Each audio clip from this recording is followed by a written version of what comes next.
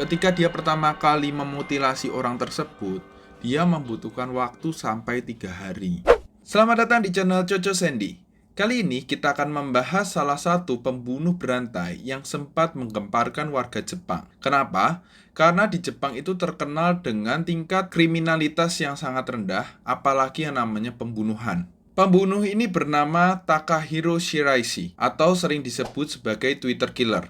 Kenapa disebut sebagai Twitter Killer? Karena di media sosial itulah dia melancarkan aksinya untuk mendapatkan korban-korbannya. Nah, bagaimana caranya dia mendapatkan para korbannya?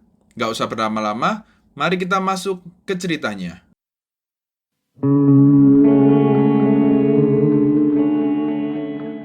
Takahiro Shiraishi lahir di keluarga yang secara ekonominya lumayan. Jadi nggak ada masalah secara ekonomi. Nah, dia ini di sekolahnya merupakan seorang anak yang pendiam dan juga tidak terlihat terlalu menonjol. Dia ini juga bukan merupakan seorang anak yang nakal. Menurut kebanyakan orang, mereka bilang kalau Shiraishi ini merupakan anak yang normal, tidak ada masalah. Namun, salah satu narasumber yang mengaku sebagai salah satu teman SD-nya Shiraishi mengatakan bahwa sewaktu Shiraishi SD, dia sering main dengan teman-temannya permainan mencekik. Jadi, mereka itu akan saling mencekik dan siapa yang paling kuat, dia adalah pemenangnya. Nah, sempat Shiraishi itu karena main cekik-cekian ini dan kelewatan, dia pun sampai pingsan. Dari kecil dia sudah main permainan yang sangat berbahaya. Kemudian ketika dia mulai menginjak SMA, hal buruk terjadi di keluarganya. Ayah dan ibunya bercerai, lalu ibunya ini membawa adik perempuannya keluar dari rumah, sehingga meninggalkan Shiraishi dan hanya tinggal bersama ayahnya. Nah, karena Shiraishi ini hanyalah tinggal satu-satunya anak, nah, dia kan ini pasti mau membanggakan orang tuanya. Sehingga ketika dia lulus dari sekolahnya, dia langsung bekerja. Dia sempat bekerja di sebuah supermarket dan juga di sebuah perusahaan makanan. Namun, karena secara gaji dan juga secara jenjang karirnya tidak jelas, maka Shiraishi memutuskan untuk keluar dari pekerjaannya itu. Kemudian, dia terjun di dunia gelap untuk mencari jalan pintas menjadi orang kaya. Nah, dia itu bekerja sebagai agen yang mencari wanita-wanita untuk bekerja di prostitusi. Kalau kita sering sebut itu mucikari lah. Dia ini akan mengajak para wanita-wanita di jalanan untuk, ayo kita kerja di dunia industri prostitusi. Uangnya menggiurkan ini dan bla bla bla. Nah, dia juga menggunakan media Twitter untuk menggait para wanita-wanita untuk bekerja dengannya di dunia prostitusi itu. Nah, pernah suatu hari Shiraishi ini kelewatan. Dia mempekerjakan salah satu wanita di bawah umur untuk bekerja di salah satu klub malam. Karena mempekerjakan wanita di bawah umur itu ilegal, polisi pun menangkap Shiraishi. Akhirnya Shiraishi pun dipenjara sampai dengan 2017 di bulan Juni dia pun dibebaskan. Nah, setelah dia dibebaskan, otomatis dia tidak punya pekerjaan. Nah, dia ini kan sayang dengan ayahnya. Dia pun merasa malu, dia merasa tidak bisa membahagiakan ayahnya ini. Sehingga dia mengalami depresi. Sempat suatu hari dia ngomong ke ayahnya, "Yah, sepertinya hidupku ini sudah tidak ada artinya." Jadi sudah ada kelihatan bau-bau seperti orang mau bunuh diri. Setelah itu, nggak beberapa lama, Shiraishi memutuskan untuk pisah dengan orang tuanya ini, dengan ayahnya ini. Jadi dia ini pindah ke Zama, jadi ke kota lain untuk mungkin membuka lembaran baru. Dia ini tinggal di satu apartemen yang kecil. Dari sinilah semua itu berawal. Jadi ketika Shiraishi pindah ke Zama itu pada tahun 2017, umurnya saat itu 27 tahun. Nah, dia ini mulai menggunakan Twitter untuk mencari mangsanya, mencari para korbannya ini untuk dia eksekusi mati. Shiraishi ini akan mencari wanita-wanita di Twitter, ya, gadis-gadis di Twitter ini yang di dalam isi tweetnya ini menjurus kepada orang yang sedang depresi atau orang yang punya keinginan untuk bunuh diri. Nah, kemudian Shiraishi ini akan mend-DM wanita-wanita tersebut dan dia akan mengajak wanita-wanita itu untuk ketemu. Karena Shiraishi ini punya bekal waktu dia di dunia yang gelap itu, dia akan punya bekal untuk mendekati para wanita untuk bekerja. Nah, dia ini dengan mudah juga menggait para wanita ini. Nah, kalau dibuka di dalam DM-nya ini, terlihat Shiraishi ini tidak terlalu terburu-buru. terkesannya dia ini pelan-pelan, kayak mengajaknya santai sehingga orang ini juga tidak merasa risih atau gimana. Dan juga si Raisi ini memberikan identitas aslinya kepada korban, supaya korban ini bisa semakin percaya terhadap si Raisi. Nah, setelah korban-korban ini percaya dengan si Raisi akan mengajak para korban-korbannya ini ketemu di salah satu kafe.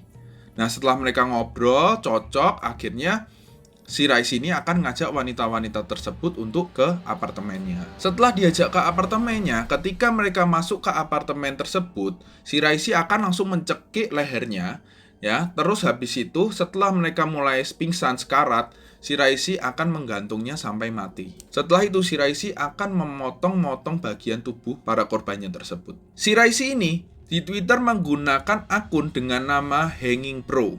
Kalau kita artikan di Indonesia, Hanging Pro itu kan berarti seorang profesional gantung diri. Seperti itulah kurang lebih. Kalau kita baca bionya di Twitternya itu berisikan seperti ini. Aku ingin membagi pengetahuan mengenai gantung diri. Kontak DM kalau mau merasakan kesakitan yang luar biasa. Dan juga salah satu Twitter, ketika dilihat dari isi Twitternya, salah satu tweetnya si Raisi ini di tanggal 21 Oktober 2017 menyatakan seperti ini. Bullying ada di mana-mana, baik sekolah maupun tempat kerja. Pasti ada banyak orang di antara masyarakat yang menderita setelah mencoba bunuh diri, meskipun kasusnya tidak dilaporkan dalam berita. Saya ingin membantu orang-orang seperti itu. Jadi kalau kita baca di sini, si Raisi ini menggait orang-orang juga dari tweetnya ini, sehingga kayak orang yang depresi yang mungkin pernah mencoba untuk bunuh diri, si Raisi ini akan berusaha terlihat membantu mereka. Bagaimana pembunuhan ini terungkap? Jadi salah satu kakak laki-laki dari korban yang bernama Aiko Tamura, ia kebingungan mencari adiknya. Jadi adiknya itu hilang dari tanggal 21 Oktober. Nah, ketika kakak korban ini mencari di media sosial adiknya ini, hal-hal yang mungkin mencurigakan, dia menemukan di Twitter adiknya salah satu tweet dari si Aiko ini berisikan seperti ini. Hashtag cari bunuh diri. Aku ingin mati, tapi takut kalau sendiri. Kalau ada yang mau mati bersama, tolong DM saya. Saya 23 tahun, asal Tokyo. Kalau bisa, saya lebih senang kalau Anda bawa kendaraan mobil. Nah, karena si kakak ini membaca Twitter itu dan janggal, dia pun langsung membuka akun adiknya, mencari tahu passwordnya lah sampai kebuka. Di situ waktu dia cek DM dari adiknya itu, didapati salah satu DM terakhir yang sangat mencurigakan. Jadi Aiko ini bertukar DM dengan si Raisi. Nah, setelah dia membaca DM itu dan kagetlah dia, kemudian si kakak korban itu melaporkan semuanya ke polisi. Pak polisi, adik saya hilang. Ada hal mencurigakan dari DM dia dengan laki-laki ini. Kemudian polisi pun mencoba mencari, siapa tahu ini salah satu kasus penculikan, ya kan. Waktu dicek, letak si Aiko terakhir ditemukan di salah satu CCTV di stasiun kereta api. Terlihat Aiko sedang bersama seorang laki-laki, yaitu si Raisi itu. Polisi mencari tahu siapa ini si Raisi, karena kan dia cuma dapat dari foto CCTV. Secara kebetulan, ada seorang wanita yang melaporkan bahwa dia pernah bertemu dengan si Raisi. Jadi ada kemungkinan dia ini diajak si Raisi ketemu. Setelah ketemu, mungkin dia nggak cocok, akhirnya dia pun meninggalkan si Raisi. Kemudian polisi pun mengajak kerjasama wanita tersebut untuk memancing si Raisi keluar. Akhirnya wanita ini mau, terus dia pun ngechat si Raisi. Si Raisi, saya maulah ikut kamu gitu. Terus habis itu mereka bertemu di salah satu kafe. Nah, polisi yang berjaga-jaga dari jauh nggak langsung menangkap si Raisi. Dia menunggu si Raisi pulang ke rumahnya. Ketika dia sudah masuk ke apartemennya, langsung polisi mendobrak apartemen itu. Jeder, langsung dia tanya, Aiko di mana? Siapa tahu disekap di situ. Nah, si Raisi ini dengan tenang dia menunjuk ke salah satu ujung dari apartemennya, itu kan kecil, kotak kecil gitu. Nah, jadi ada banyak box-box di sana, dia cuma nunjuk di sana, ya gitu. Dia cuma nunjuk secara pelan dan terlihat tenang. Nah, kemudian polisi pun langsung mengecek isi dari kotak-kotak tersebut. Jebret, waktu dibuka, terkagetlah para polisi karena ditemukan banyak sekali potongan tulang-tulang dari tubuh manusia. Setelah diidentifikasi, terdapat 240 bagian tulang dan juga ditemukan 2 kepala wanita serta beberapa bagian tubuh yang sudah mulai membusuk. Diidentifikasi dari semuanya itu didapati korbannya berjumlah 9 orang. Di antaranya 8 orang wanita dan 1 orang laki-laki. Waktu Sisi Raisi diinterogasi di kepolisian, didapati bahwa sebelum dibunuh, para wanita itu semua diperkosa oleh si Raisi. Kemudian harta bendanya semua diambil oleh si Raisi. Juga Sisi Raisi ini membuat pernyataan ketika pertama kali dia bunuh orang, ketika dia pertama kali memutilasi orang tersebut, dia membutuhkan waktu sampai 3 hari. Namun, untuk korban kedua sampai ke-9, dia dengan mudah langsung bisa menjalankannya. Kemudian, polisi pun mengambil keterangan dari para tetangga yang ada di apartemen itu. Didapati, memang para penghuni apartemen merasakan bau busuk yang mereka tidak pernah bau. Jadi, baunya beda sama bau busuk makanan. Para penghuni pun juga mengatakan bahwa si Raisi ini merupakan anak muda yang terlihat baik, sopan, dan suka berbaur dengan tetangga-tetangganya. Jadi tidak terlihat bahwa dia ini seperti seseorang psikopat. Berikut 9 korban dari si Raisi itu. Pertama kali dia membunuh, korbannya bernama Mizuki Miura, 21 tahun. Menurut pengakuan teman-temannya, dia ini merupakan anak yang ceria dan memiliki banyak teman. Kemudian korban kedua bernama Sogo Nishinaka, umurnya 20 tahun. Dia ini merupakan pacar dari korban pertama. Jadi dia ini kan tahu kalau misalnya pacarnya itu pernah berhubungan dengan si Raisi. Akhirnya setelah terakhir hubungan sama si Raisi, pacarnya ini menghilang. Dia pun sering nge-DM si Raisi. Pacarku di mana nih? Terakhir kamu ketemu di mana? Nah, karena si Raisi ini takut bahwa dia bakal ketahuan, maka dia pun memanggil laki-laki ini, pacarnya korban pertama. Dipanggillah ke apartemen. Ini pacarmu ada di apartemenku. Tanpa berpikir panjang, Sogo ini langsung datang ke apartemen. Ketika dia masuk, dia pun juga dieksekusi, dicekik, langsung dibunuh. Nah, korban yang ketiga bernama Hitomi Fujima, umur 26 tahun. Dia ini seorang pekerja yang menurut atasannya bekerja dengan sangat baik dan teliti.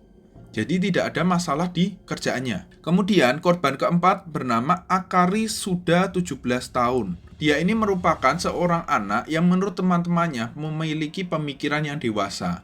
Dia ini juga sering bekerja part-time membantu ke ekonomi keluarganya. Korban kelima, Natsumi Kubo, 17 tahun. Nah, dia ini menghilang setelah bertukar pesan dengan temannya. Dia ini nggak menduga kalau temannya ini pergi sama si Raisi. Jadi mereka itu masih chattingan baik-baik aja. Kemudian yang keenam, Hinako Sarashina, 19 tahun. Dia ini merupakan anak yang secara fisiknya cukup lemah. Namun, teman-temannya, sekitarnya, keluarganya menyupport dia sehingga dia memiliki semangat dalam menjalani hidupnya. Korban yang berikutnya bernama Kureha Ishihara, 15 tahun. Dia ini adalah korban termudanya dari si Raisi. Menurut penuturan teman-temannya, dia ini merupakan anak yang periang dan juga menyukai game. Yang ke-8, Kazumi Maruyama, 25 tahun.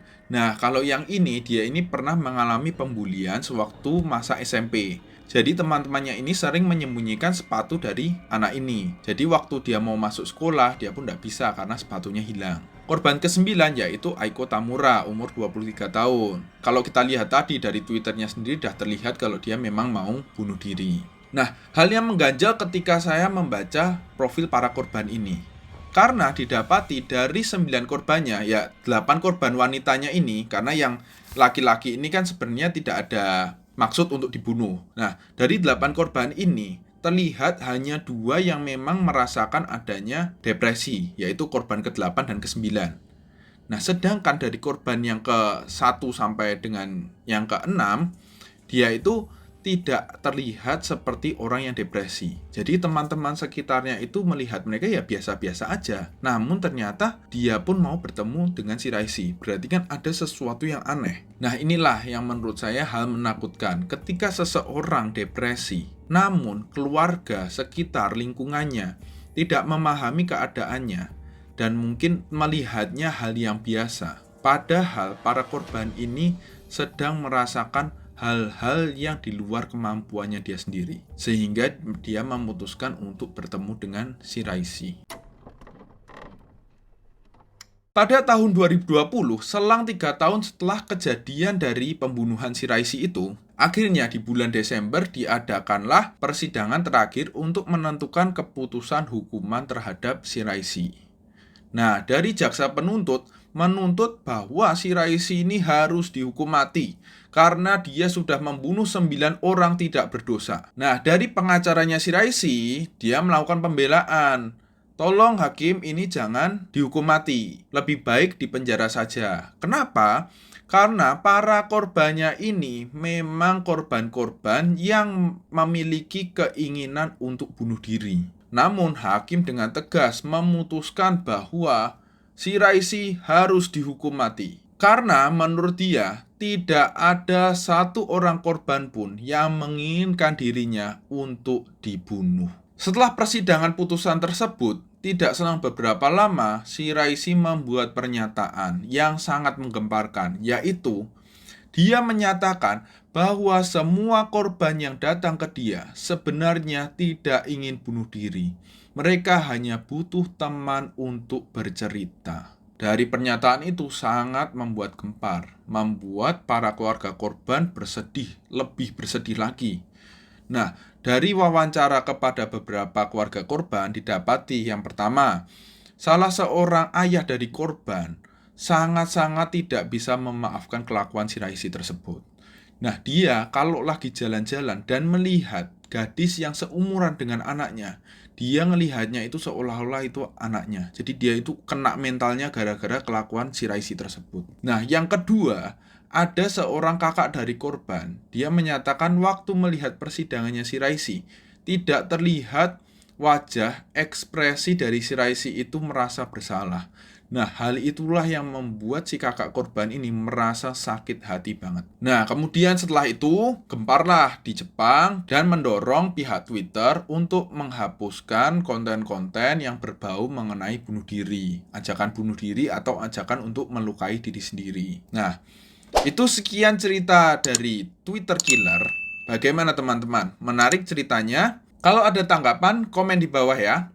Jangan lupa like, comment, share, dan subscribe karena semua itu gratis. Terima kasih.